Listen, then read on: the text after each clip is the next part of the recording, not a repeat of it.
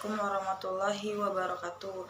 Yang saya hormati Bapak Haji Sunarto, SE, MSI, selaku dosen mata kuliah Ekonomi Manajerial. Perkenalkan, nama saya Bella Paradila dari kelas Manajemen Malam semester 5. Berikut saya ingin menyampaikan rangkuman materi Ekonomi Manajerial. Yang pertama, pengertian ekonomi manajerial. Ekonomi manajerial adalah penerapan teori ekonomi dan seperangkat analisis keputusan. Ilmu ini membahas bagaimana suatu organisasi atau bisnis dapat mencapai tujuan dengan cara yang efektif dan efisien. Sederhananya, ekonomi manajerial bermaksud untuk menggabungkan ekonomi dan langkah-langkah pengambilan keputusan. Yang kedua, ada ruang lingkup ekonomi manajerial. Yang pertama, ilmu administrasi bisnis. Ilmu administrasi dalam bisnis dapat menjadi latar belakang teoris untuk pengambilan keputusan seperti termasuk keuangan, akuntansi, manajemen sumber daya manusia, dan pemasaran dan manajemen produksi. Yang kedua, pengambilan keputusan. Prinsip ekonomi manajerial didasarkan pada alokasi sumber daya yang langka seperti prinsip man money, material, metode.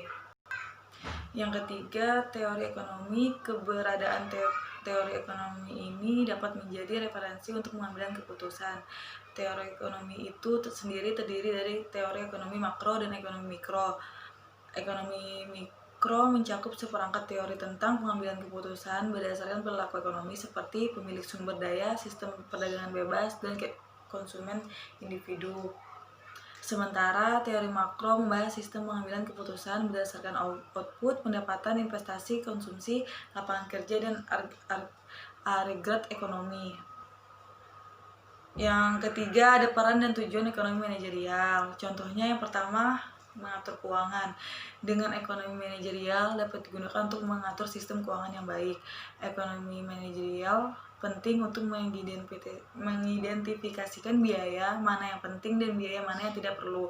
Ini bertujuan untuk menghindari defisit perusahaan. Yang kedua, ada sebagai alat evaluasi. Ekonomi manajerial dapat digunakan sebagai alat evaluasi jika ada perubahan manajer baru.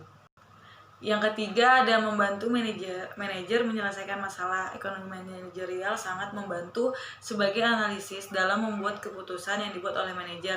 Seperti yang kita tahui, kemajuan ekonomi membuat kemajuan dalam kondisi pasar yang berubah, sehingga reformasi kebijakan diperlukan sebagai untuk mengembangkan perusahaan atau bisnis yang lebih efektif. Yang keempat, mengetahui lingkungan industri, perusahaan, dan ekonomi. Ekonomi manajerial juga berperan dalam analisis lingkungan industri, perusahaan, dan ekonomi. Analisis lingkungan ini perlu dilakukan untuk menentukan kondisi konsumen, pemasok, dan pesaing. Yang terakhir, ada contoh penerapan ekonomi manajerial. Salah satu contoh penerapannya bisa kita lihat dalam kegiatan di rumah sakit yang melakukan kegiatan untuk merawat pasien. Rumah sakit tentunya harus memiliki informasi akurat tentang jumlah pasien yang dapat dirawat setiap hari. Selain itu, rumah sakit juga harus memiliki prosedur standar tentang bagaimana dokter, perawat, dan pekerja di rumah sakit dapat bekerja terus-menerus dan bergantian dalam periode waktu tertentu. Tentu saja untuk mendapatkan kinerja yang optimal harus dimulai dengan keputusan yang tepat mengenai prosedur kerja standar. Dengan begitu, potensi kesalahan dan kekurangan bisa diminimalisir.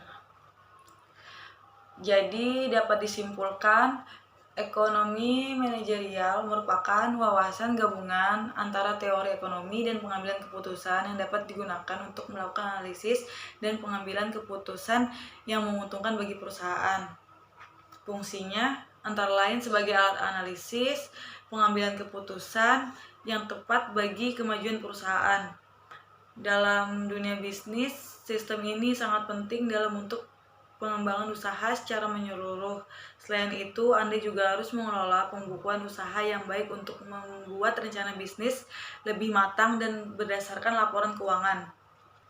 Sekian dari saya, kurang lebihnya saya mohon maaf. Wassalamualaikum warahmatullahi wabarakatuh.